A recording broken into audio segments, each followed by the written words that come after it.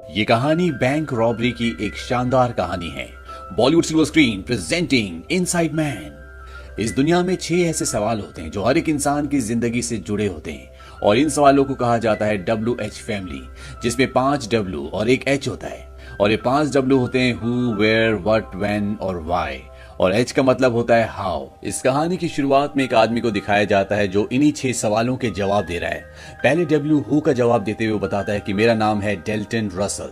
दूसरा W होता है वेयर, यानी कि कहाँ। वो बताता है कि हो सकता है कि मैं इस वक्त जेल में हूं या एक छोटी सी सेल में बंद हूं। तीसरा W व्हाट, यानी कि उसने क्या किया। वो बताता है कि उसने एक बैंक रॉबरी को परफेक्टली अंजाम तक पहुंचाया। चौथा W व्हेन, यानी कि कब। वो बताता है कि उसने हाल ही में ये किया। पांचवा W व्हाई, यानी कि उसने ऐसा क्यों किया। वो बताता है कि ये सब मैंने पैसों के लिए किया और उससे बड़ी बात कि मैं खुद को साबित करना चाहता था। और अब आखिरी सवाल बचता है हाउ, कैसे। और इस सवाल के जवाब के लिए पूरी कहानी फ्लैशबैक में चली जाती है, जहां पर एक बैंक को दिखाया जाता है जिस बैंक का नाम है मैनहट्टन ट्रस्ट बैंक। और इस बैंक के अंदर रसल के साथ 3 और आदमी आते हैं, यानी कि ये 4 लोग हैं। इन्होंने अपने चेहरे पर मास्क लगाए हुए हैं और बैंक के अंदर जितने भी लोग हैं ये सबको बंदी बना लेते हैं, दरवाजे बंद कर लेते हैं। और तभी बाहर एक पुलिस वाला आता है। रसल कहता है कि अंदर बहुत सारे बंधक हैं और अगर पुलिस ने दरवाजे तक आने की कोशिश भी की तो हम लोगों को मारते जाएंगे। इसके बाद वो पुलिस वाला बाकी पुलिस वालों को इन्फॉर्म कर देता है कि मुझे यहाँ पर मदद की जरूरत है। और इसके बाद यहाँ पर पुलिस की एक बहुत बड़ी टीम आ जाती है। वो आसपास के सभी रास्तों को सील कर देते हैं और इस पूरे केस का अब जो इंचार्ज है उसका नाम है पुलिस डिटेक्टिव केथ। वही बैंक के अंदर दिखाया जाता है कि चारों रॉबर्स ने सबको बंदी बना रखा है और सबके मोबाइल फोन्स ले लेते हैं। लेकिन यहाँ पर बैंक में ही काम करने वाला एक आदमी होता है, उसका मोबाइल फोन इन्हें नहीं मिलता। और जब रसल उससे पूछता है, वो कहता है कि मैं अपना मोबाइल फोन घर पर भूल गया। रसल उसे वार्निंग देता है कि मुझसे झूठ मत बोलना, मुझे सच बता दो। लेकिन वो यही कहता है कि आज मैं अपना मोबाइल फोन घर पर भूल गया। अब इनके पास जितने भी मोबाइल फोन्स होते हैं, रसल उन फोन्स में इस आदमी का जिसका नाम पीटर है उसका नंबर ढूंढ लेता है और वो उसका नंबर डायल करता है और तभी इसका फोन रिंग होना शुरू हो जाता है जो इस आदमी ने दरवाजे के पीछे फेंक दिया था। इस बात से रसल को बहुत गुस्सा आता है। वो उसे अंदर ले जाता है और वहां पर बहुत मारता है। और इस क्रूरता को देखने के बाद बाहर जितने भी लोग होते हैं वो सब के सब बहुत डर जाते हैं। ये जो रॉबर्स होते हैं इनमें एक लड़की भी होती है और ये एक दूसरे को स्टीव, स्टीवी और स्टीवो के नाम से बुलाते हैं, यानी कि ये अपने असली नाम नहीं लेते। अब यहाँ पर जितने भी बंधक होते हैं सबको कपड़े उतारने के लिए कहते हैं और सबको एक जैसे कपड़े देते हैं और कहते हैं इन कपड़ों को पहन लो और अपने चेहरों पर मास्क भी लगा लेना। और इसके बाद ये खुद भी वैसे ही कपड़े पहन लेते हैं। यहाँ पर एक बूढ़ा आदमी भी होता है जिसकी तबीयत खराब हो जाती है। वो कहता है कि मुझे दिल की बीमारी है। रसल उस बूढ़े आदमी को बाहर छोड़ देता है और जब पुलिस वाले उस बूढ़े आदमी को पकड़ते हैं तो बूढ़ा आदमी बोलता है कि अंदर 4 लोग हैं जिन्होंने सबको बंधक बना रखा है और उन्होंने कहा है कि अगर कोई गेट के पास भी आया तो 2 लोगों को मार देंगे। वहीं बैंक के अंदर रसल और उसके 2 साथी पूरे बैंक का मुआयना करते हैं। वहां पर बहुत सारा पैसा होता है और इसके बाद ये तीनों एक स्टोर रूम में जाते हैं और स्टोर रूम को देखकर रसल कहता है ब्यूटीफुल। ऐसा लगता है जैसे उसे इसी तरह की किसी जगह की तलाश थी। अब इस बैंक के जो ओनर होते हैं उनका नाम होता है आर्थर केस और उन्हें बताया जाता है कि हमारी बैंक में कुछ रॉबर्स घुस गए और वहां पर उन्होंने पूरे स्टाफ को और सभी क्लाइंट्स को बंदी बना लिया है। आर्थर पूछते हैं कि कौन सी ब्रांच में। उन्हें बताया जाता है ब्रांच नंबर 32 और 32 सुनकर वो परेशान हो जाते हैं और वो एक लेडी को कॉल करते हैं। इस लेडी का नाम होता है मैडलिन वॉइट, जो कि एक पावर ब्रोकर है, यानी कि ये बहुत हाई प्रोफाइल डील्स करवाती है। और आर्थर उससे मिलने के लिए जाते हैं और वो वाइट को बताते हैं कि जिस ब्रांच में रॉबर्स है वहां पर मेरा एक सेफ डिपॉजिट बॉक्स है और उसके अंदर मेरी बहुत बेशकीमती चीज है और मैं नहीं चाहता कि उस बॉक्स को रॉबर्स, पुलिस वाले या कोई भी इंसान खोले। वाइट अपना शक जताते हुए कहती है कि हो सकता है कि उस बॉक्स के अंदर किसी न्यूक्लियर मिसाइल के लॉन्च के कोड्स हों। आर्थर उसे बताते हैं कि उस बॉक्स के अंदर जो है वो तुम्हारे पैदा होने से पहले का है और उससे किसी को भी नुकसान नहीं है। वाइट कहती है सिवाय आपके। आर्थर बताते हैं कि अगर वो चीजें दुनिया के सामने आ गई तो मुझे दुनिया के सवालों का सामना करना पड़ेगा। वाइट उनके लिए ये काम करने का फैसला कर लेती है और वो सिटी के मेयर से मिलती है। वाइट ने मेयर की कई बार मदद की है और अब उनसे वो मदद चाहती है और मेयर की मदद से वो डिटेक्टिव केथ से मिलती है जो रॉबरी के पूरे केस को हैंडल कर रहे हैं। वो कहती है कि मुझे तुम्हारी मदद की जरूरत है, लेकिन डिटेक्टिव केथ किसी की भी कोई भी मदद नहीं करना चाहते। वाइट उसे कहती है कि तुम्हें प्रमोशन मिल सकता है। डिटेक्टिव केथ कहते हैं कि अगर मेरे अंदर काबिलियत होगी तो मुझे अपने आप ही प्रमोशन मिल जाएगा। वाइट कहती है लेकिन उस केस का क्या जो तुम्हारे ऊपर चल रहा है, जहां पर $140,000 गायब हो गए थे। दरअसल व्हाइट इनडायरेक्टली डिटेक्टिव केथ को ये बताने की कोशिश कर रही होती है कि अगर उसने इस केस में उन्हें कोऑपरेट किया तो वो उसे $140,000 वाले केस से बाहर निकाल देगी और डिटेक्टिव केथ उनका साथ देने के लिए अग्री हो जाते हैं। लेकिन पुलिस को अभी तक रॉबर्ट्स के बारे में कुछ भी पता नहीं चला था। पुलिस बैंक के नंबर पर रॉबर्ट्स को कॉल भी करती है लेकिन वो फोन नहीं उठाते। रॉबर्ट्स ने यहाँ पर जितने भी सीसीटीवी कैमरास होते हैं उन सब को इंफ्रा रेड लाइट से पूरी तरह से डीएक्टिवेट कर दिया होता है, इसीलिए पुलिस बैंक के अंदर कुछ भी नहीं देख सकती कि रॉबर्ट्स क्या कर रहे हैं। अब रॉबर्ट्स जिस गाड़ी में आए होते हैं पुलिस को वो गाड़ी भी मिल जाती है और उस पर एक स्टिकर होता है जिस पर लिखा होता है perfectly plan painting, we never leave until the job is done. वो स्टिकर को हटाते हैं और वो समझ जाते हैं कि ये गाड़ी भी चोरी की है। वहीं अब रॉबर्ट्स बैंक के अंदर से एक और आदमी को बाहर छोड़ते हैं। ये आदमी इसी बैंक में काम करता है, इसका नाम विक्रम होता है। ये एक सिख है, इसीलिए इनकी लंबी लंबी दाढ़ी होती है, जिसे देखकर पुलिस इन पर शक करना शुरू कर देती है क्योंकि इनके गले में एक बहुत बड़ा बॉक्स भी लटक रहा होता है। पुलिस पूछती है क्या इसमें बॉम्ब है? वो कहते नहीं, इसमें बॉम्ब नहीं है। पुलिस उनके गले से उसे निकाल लेती है जिस पर एक मैसेज लिखा होता है कि रात के 9 बजे तक हमें 2 बसेस और एक जेट प्लेन चाहिए जिसमें पायलट भी होना चाहिए और टैंक पूरी तरह से भरा होना चाहिए, और अगर तुमने हमारी बात नहीं मानी तो 9 बजे के बाद हर एक घंटे में हम एक आदमी को कैमरे के सामने मार देंगे। और उसमें यह भी लिखा होता है कि बैंक के चारों तरफ विस्फोटक लगे हुए हैं, अगर किसी ने बैंक के आसपास आने की कोशिश भी की तो वो उन्हें ब्लास्ट कर देंगे। बैंक के अंदर यह दिखाया जाता है कि बेसमेंट में जितने भी बंधक होते हैं उन सबको एक कमरे में बंद किया होता है। यहीं पर इन बंधकों में एक लड़का होता है, वो अपना मास्क निकाल देता है। वो कहता है इससे मेरा दम घुट रहा है, इससे मरने से अच्छा है कि मैं गोली से मर जाऊं। इन सब ने हमें एक जैसे कपड़े इसलिए पहनाए कि अगर पुलिस अंदर आ गई तो वो इनकी जगह हमें मार दे। वो शोर करना शुरू कर देता है, हालांकि सब उसे मना करते हैं, लेकिन वो फ्रस्ट्रेट हो चुका है इसीलिए वो किसी की बात नहीं सुन रहा होता। उसकी आवाज सुनकर रसल वहां पर आ जाता है। रसल के चेहरे पर नकाब होता है, वो उसे खींचकर दूसरे कमरे में ले जाता है और वहां पर उसे बहुत मारता है। रॉबर्ट्स पुलिस को एक और मैसेज भिजवाते हैं कि अंदर जितने भी लोग हैं वो सब के सब भूखे हैं, उनके लिए खाना भिजवाओ। और पुलिस ये तय करती है कि वो उन सब के लिए पिज्जा भिजवाएंगे और पिज्जा बॉक्स में वो ट्रांसमीटर भी फिट कर देंगे ताकि वो उनकी बातें सुन सके। और पिज्जा वो इसलिए भी डिसाइड करते हैं क्योंकि पिज्जा खाने के लिए उन सबको इकट्ठा होना पड़ेगा और जब वो इकट्ठा होंगे तो वो उनकी बात आराम से सुन सकते हैं। और इसके बाद पुलिस अंदर पिज्जा भिजवाती है और ट्रांसमीटर की मदद से पुलिस उन रॉबर्स की बातों को, उनकी डिस्कशन को रिकॉर्ड कर लेती है। लेकिन ये सब एक अलग ही भाषा बोल रहे होते हैं और पुलिस को ये भी नहीं पता होता कि ये कौन सी भाषा है। पर बाद में एक आदमी की मदद से पुलिस को पता चल जाता है कि ये भाषा अल्बेनियन है क्योंकि इस आदमी की पत्नी अल्बेनियन होती है और उसकी पत्नी को यहाँ पर बुलाया जाता है और वो बताती है कि ये अल्बेनिया के एक्स प्रेसिडेंट है जो अब इस दुनिया में नहीं रहे। ये उनका एक पुराना रिकॉर्डेड भाषण है, यानी कि अंदर जो रॉबर्स थे उन्हें पता था कि पिज्जा के बॉक्स के अंदर ट्रांसमीटर लगे हुए, इसीलिए वो ट्रांसमीटर के आगे एक रिकॉर्डेड टेप चलाते हैं ताकि वो पुलिस को पूरी तरह से गुमराह कर सके। बैंक के अंदर ये दिखाया जाता है कि सभी लोगों को एक ही कैबिन के अंदर बंद नहीं किया होता और तभी रॉबर्ट्स की साथी जिसका नाम स्टीवी है जो कि एक लड़की है, वो एक कैबिन के अंदर आती है और वहां से 4 लोगों को उठाकर ले जाती है। इन चारों में एक लड़की भी होती है और वो इन चारों को एक अलग कैबिन में बंद कर देती है और बाहर आने के बाद वो खुद चिल्लाना शुरू कर देती है और उसका जो साथी होता है वो स्टीवी को पकड़कर उसी कमरे, उसी कैबिन में बंद कर देता है जहां पर स्टीवी ने अभी अभी 4 लोगों को बंद किया था। और उन चारों में जो लड़की होती है, जो हॉस्टेज होती है, वो उसे उठाकर एक दूसरे कैबिन में ले जाता है। दरअसल ये जानबूझकर लोगों की शफलिंग कर रहे होते हैं और स्टीवी जो इन्हीं की साथी है, इन्होंने जानबूझकर उसे बंदियों के बीच में बिठाया होता है। इसके पीछे एक कारण होता है और ये यहाँ पर एक गड्ढा भी कर रहे होते हैं और अब इनका वो गड्ढा भी कंप्लीट हो चुका है। वहीं बाहर मैडलिन व्हाइट को दिखाया जाता है जो इस बैंक के ओनर मिस्टर आर्थर के लिए इन रॉबर्ट्स से बात करना चाहती है। वो पुलिस डिटेक्टिव केथ की मदद से रसल को कॉल करती है और वो रसल को बोलती है कि मैं तुम्हारी मदद कर सकती हूँ, तुम ये सब किस लिए कर रहे हो? रसल कहता है कि पैसों के लिए। व्हाइट उसे कहती है कि मैं तुम्हें इतने पैसे दिलवा सकती हूँ जितना तुम यहाँ से लेकर भी नहीं जा सकती। रसल उसे अंदर आने की इजाजत दे देता है और अब व्हाइट रसल के सामने होती है और रसल को कहती है कि तुम अच्छी तरह जानते हो कि तुम यहाँ से किसी भी कीमत पर भाग नहीं सकती, तुम सरेंडर कर दो, तुम्हें 3 से 4 साल की सजा होगी और जब तुम छूट कर आओगे तो तुम्हें $20 लाख दे दिए जाएंगे। रसल कहता है कि तुम साफ साफ क्यों नहीं बताती कि तुम यहाँ पर क्यों आई हो? व्हाइट कहती है कि मैं नहीं बता सकती। रसल कहता है कि मैं बताता हूँ, मैं तुम्हें एक कहानी सुनाता हूँ। वर्ल्ड वॉर 2 के दौरान एक अमेरिकन स्विट्जरलैंड के एक बैंक में काम करता था। उस आदमी के नाजी सेना से यानी कि हिटलर के लोगों से बहुत अच्छे रिश्ते थे और इसी के बल पर उसने बहुत पैसा कमाया। ये वो वक्त था जब हर उस इंसान ने पैसा कमाया था जो अपना ईमान बेच सकता था। उन्होंने दूसरों के घर लूटकर अपनी तिजोरियां भर ली और जिस आदमी के लिए तुम यहाँ पर आई हो वो भी उन्हीं में से एक है। उसने नाजी सेना की मदद से बहुत पैसा कमाया जिसकी वजह से कई ज्यूस परिवारों की जान चली गई और उस बेईमानी के पैसों से उसने एक बैंक खोल लिया। व्हाइट कहती कि मुझे सिर्फ एक लॉकर तक जाना है और तभी रसल उसे कुछ डॉक्यूमेंट्स दिखाता है। दरअसल ये वो डॉक्यूमेंट्स होते हैं जिसमें मिस्टर आर्थर और नाजी सेना के बीच जो डील्स हुई थी उन सब का हिसाब किताब होता है।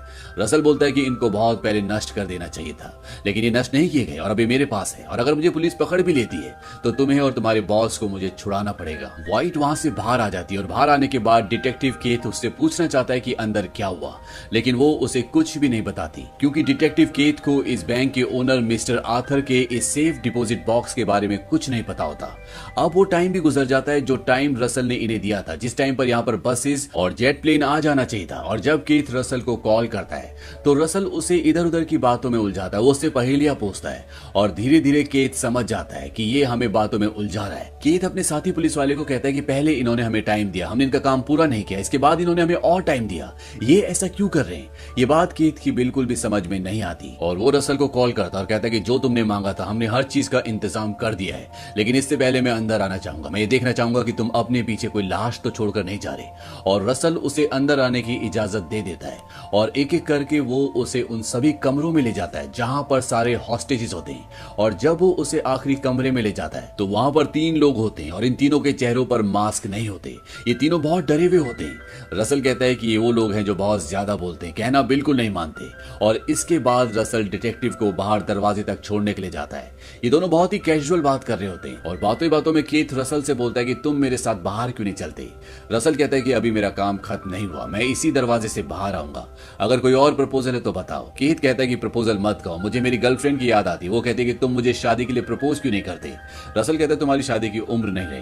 केथ बताता है कि पैसों की कमी की वजह से मैंने शादी नहीं की। और इसके बाद जाने से पहले केथ रसल से हाथ मिलाता है और जैसे ही रसल केथ से हाथ मिलाता है वो उसे सीढ़ियों से नीचे गिरा देता है। इन दोनों के बीच में बहुत हाथापाई होती है और जैसे ही वो रसल का मास्क हटाने वाला होता है वहां पर रसल के लोग आ जाते हैं जिनके पास गन्स होती है और वो उसे गन पॉइंट पे ले लेते हैं लेकिन वो केथ को कुछ भी नहीं करते, वो उसे बाहर छोड़ देते हैं। और बाहर आने के बाद केथ समझ जाता है कि इनका प्लान बहुत ही मजबूत है, बहुत चालाक लोग हैं, ये हमारे दिमाग से हमारी प्लानिंग के साथ खेल रहे हैं, इन्हें सब कुछ पता है कि हम क्या करने वाले हैं। क्योंकि रसल ने केथ को कहा था कि मैं जानता हूं कि कानून के हिसाब से जब तक हम किसी हॉस्टेज को मारते नहीं हैं तब तक पुलिस अंदर आकर हम पर हमला नहीं कर सकती। अब केथ ने जो रसल के ऊपर हमला किया था इस बात से रसल पूरी तरह से गुस्से में आ जाता है। वो एक आदमी को ऊपर छत पर ले जाता है और कैमरे के सामने उसे गोली मार देता है। इस बात से पूरा माहौल बदल जाता है। केथ को बहुत दुख होता है, बहुत गुस्सा होता है और केथ का सीनियर केथ के पास आता है और वो उसे इस केस से निकाल देता है। हालांकि केथ उसे कहता है कि मुझे इस केस में बने रहने दो लेकिन उसका सीनियर बोलता है कि मेरे ऊपर भी कुछ लोग हैं, मुझे उनको जवाब देना होता है। और अब केथ इस केस से बाहर हो चुका है और जो इस केस का अब नया इंचार्ज आया है वो ये फैसला करता है कि वो अंदर जाकर इन सब के ऊपर हमला करेंगे। वो पूरी प्लानिंग करता है और अब वो अपनी प्लानिंग को अंजाम देने के लिए जा रहा होता है। वहीं केथ को शक होता है कि ये जो रॉबर्ट्स है ये कहीं ना कहीं से हमारी बातें सुनते हैं, इन्हें हमारे बारे में सब कुछ पहले से पता है। और उसे याद आता है कि जिस सिख लड़के को इन्होंने सबसे पहले छोड़ा था, जिसके गले में इन्होंने मैसेज लटका के भेजा था, शायद उस बॉक्स के अंदर कुछ न कुछ है। और जब वो उस बॉक्स को खोलकर देखता है तो उसमें एक ट्रांसमीटर होता है, यानी कि इसके थ्रू ये उनकी सारी बातें सुनते हैं और इन्हें ये भी पता है कि इनकी तरफ पुलिस आ रही है, इन पर हमला करने वाली है। और केथ ये बात उस ऑफिसर को बता देता है जो अपने साथियों के साथ अंदर हमला करने के लिए जा रहा है, लेकिन वो वापस आने से मना कर देता है, यानी कि अब वो इन पर हमला करेगा। और अंदर रसल को और उसके तीनों लोगों को पता है कि इनके ऊपर हमला होने वाला है। लेकिन इससे पहले कि पुलिस अंदर आती, रसल यहाँ पर धुएं के बॉम्ब छोड़ देता है और यहाँ पर जितने भी हॉस्टेजेस होते हैं वो सबको भागने के लिए कहता है और एक एक करके सब के सब बैंक से बाहर निकल जाते हैं। और जब पुलिस अंदर आती है तो वो देखते हैं कि वहां पर एक भी रॉबर नहीं होता, यानी कि बाहर जो लोग निकले उनके साथ वो चारों लोग भी निकल चुके हैं जिन्होंने यहाँ पर इन सबको बंदी बनाया था। लेकिन यहाँ पर पुलिस के लिए सबसे बड़ी प्रॉब्लम ये होती है कि वो उन चारों में से किसी को भी नहीं जानते, क्योंकि इन सब ने एक जैसे कपड़े पहने हुए थे।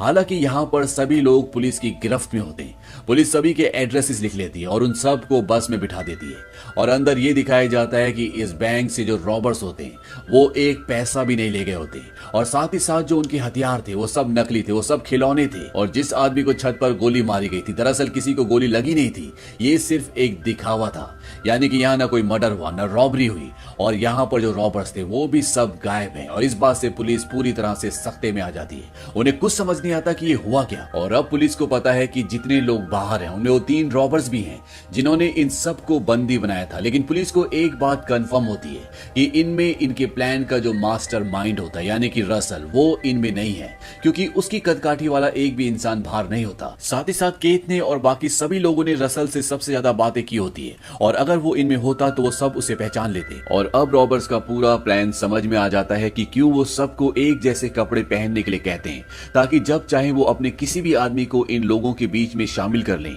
और जब चाहे उसे वहां से निकाल कर अपने काम पर लगा दें। आपको कहानी का वो पल याद होगा जब हॉस्टेजेस में बैठा एक आदमी अपना मास्क उतार लेता है और इसके बाद वहां पर रसल आता है। रसल खींचते हुए उसे दूसरे कमरे में ले जाता और उसकी बहुत पिटाई करता है।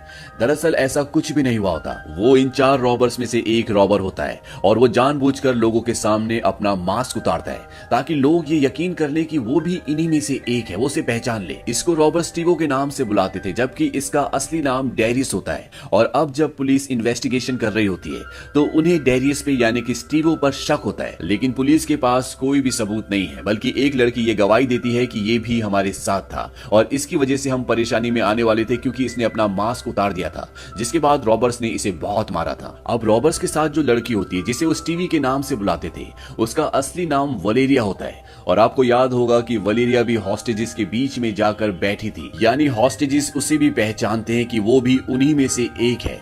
लेकिन पुलिस को उस पर शक इसलिए होता है क्योंकि जितने भी बंदी होते हैं उन्होंने उस रॉबर लड़की की बॉडी का जो डिस्क्रिप्शन दिया होता है, ठीक उसी तरह की बॉडी 2 लड़कियों की होती है, जिसमें से एक की गवाही पहले हो चुकी है, जिस पर पुलिस को अब शक नहीं है। और अब उन्हें वलेरिया यानी स्टीवी पर शक है, पर वो अपने सभी आंसर बहुत कॉन्फिडेंस से बिना डरे हुए देती है, इसीलिए पुलिस का शक भी अब उससे हट जाता है। और साथ ही साथ पुलिस के पास कोई सबूत भी नहीं है। अब जो तीसरा रॉबर होता है जिसे स्टीव के नाम से बुलाया जाता है, उसका असली नाम केनेथ होता है और केथ को उस पर भी शक होता है। आपको याद होगा कि केथ जब बैंक के अंदर गया था तो उसे पूरे बैंक का विजिट करवाया गया था और रसल डिटेक्टिव केथ को हर उस रूम में भी ले गया था जहां पर हॉस्टेजेस थे, और आखिरी रूम में 3 ऐसे लोग थे जिनके मुंह पर मास्क नहीं था, और ये तीनों रॉबर्स ही थे, यानी कि स्टीव, स्टीवी और स्टीवो। केथ को जानबूझकर इन तीनों को बिना मास्क के दिखाया गया होता है ताकि केथ को यकीन हो जाए कि ये तीनों बंदी है, यानी कि ये तीनों हॉस्टेजेस हैं। लेकिन केथ को अब जब 2 लोगों पे शक है तो वो समझ जाता है कि तीसरा आदमी जो वहां पर बिना मास्क का बैठा था वो भी उन्हीं में से एक है, यानी कि वो भी रॉबर है। लेकिन केथ के पास उसके खिलाफ भी कोई सबूत नहीं होता। जैसे केथ को कुछ शक होता है, दूसरा आदमी उसके पक्ष में गवाही दे देता है कि ये हमारे साथ ही था। इस तरह से केथ अब पूरी तरह से मजबूर है, और जब ये पूरी सिचुएशन वो अपने कैप्टन को, अपने सीनियर को बताता है तो उसका कैप्टन कहता है कि हमें अब इस केस को बंद करना होगा, क्योंकि किसी का खून नहीं हुआ, एक पैसा भी चोरी नहीं हुआ और ना ही किसी ने इस केस को सॉल्व करने के लिए कोई रिपोर्ट लिखवाई है, तो इस तरह हमें अपना टाइम वेस्ट नहीं करना होगा।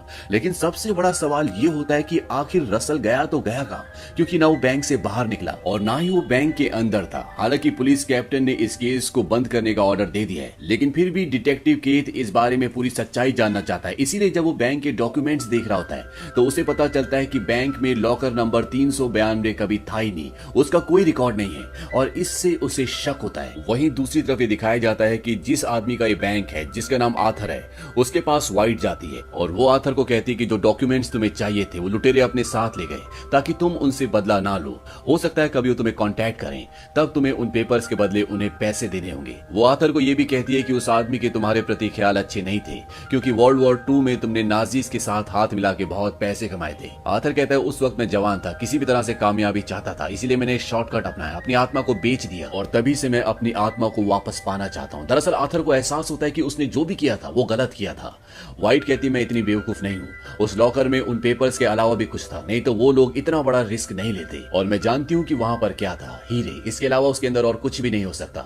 दरअसल उसके अंदर बहुत ही बेशकीमती हीरे थे, इसीलिए रॉबर्ट सारे हीरे लेकर वहां से निकल जाते हैं और पैसों को हाथ भी नहीं लगाते। आर्थर कहता है कि उन हीरो के साथ वहां पर एक बेशकीमती रिंग भी थी जो कि एक पेरिस के बहुत बड़े बैंकर की पत्नी की थी। वो एक ज्यूस परिवार था। युद्ध के दौरान उनके पूरे परिवार को बंदी बना लिया गया, उन्हें कंसंट्रेशन कैंप यानी कि बंदियों के कैंप में भेजा गया।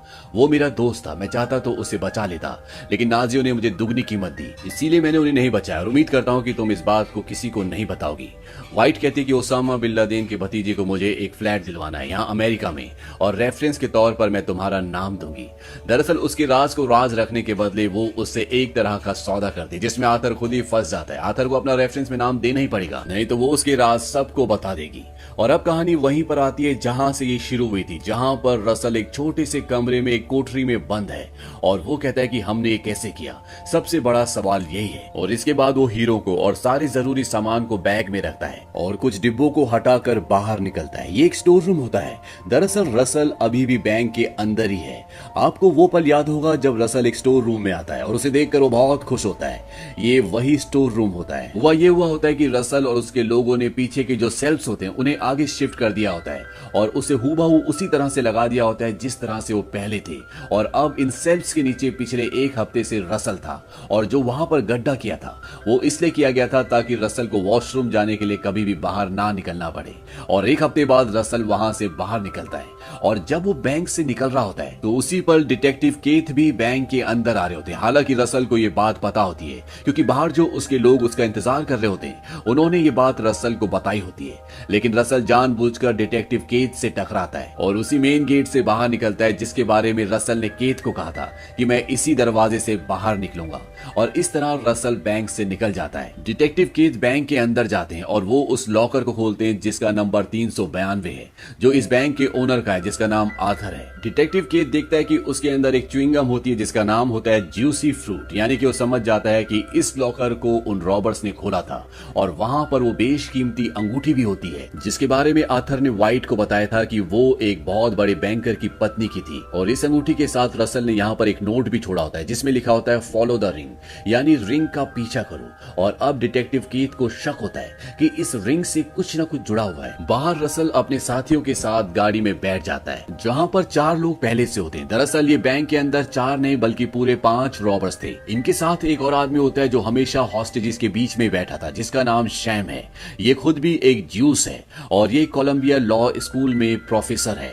ये बच्चों को वहां पर वॉर के दौरान हुई घटनाओं के बारे में पढ़ाता है कि कैसे वहां पर अत्याचार हुए, कैसे वहां पर जाति के नाम पर लोगों को मारा गया और कैसे कुछ लोगों ने इस वक्त का गलत फायदा उठाया। और यहाँ पर हमें समझ में आ जाता है कि रसल को कैसे पता चला कि आथर ने जो वर्ल्ड वॉर 2 के दौरान गलत काम किए थे वो किस तरीके से किए थे और उसके डॉक्यूमेंट्स कहां पर है। दरअसल प्रोफेसर ने ही ये सब कुछ रसल को और बाकी के लोगों को बताया होता है। वहीं दूसरी तरफ भी दिखाया जाता है कि पुलिस डिटेक्टिव केथ अब आथर के पास जाते हैं और उन्हें वो अंगूठी दिखाते हैं जो लॉकर से वो लेकर आए और वो आथर को कहते हैं कि तुम्हारा ये पहला बैंक था जो 1948 में खुला था और इस लॉकर का 1948 से लेकर अब तक कोई भी रिकॉर्ड नहीं है और मैं इस केस की इन्वेस्टिगेशन करूंगा।